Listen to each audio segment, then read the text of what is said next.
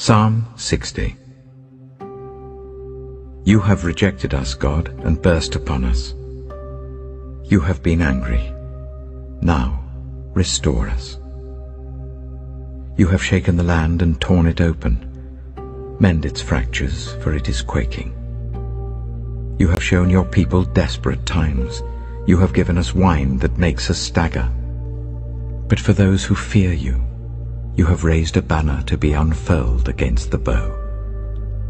Save us and help us with your right hand, that those you love may be delivered. God has spoken from his sanctuary. In triumph I will pass above Shechem and measure off the valley of Succoth. Gilead is mine, and Manasseh is mine. Ephraim is my helmet, Judah is my scepter. Moab is my wash basin. On Edom I toss my sandal. Over Philistia I shout in triumph. Who will bring me to the fortified city?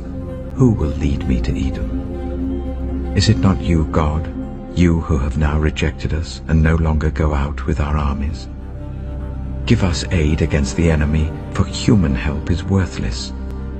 With God we will gain the victory, and he will trample down our enemies.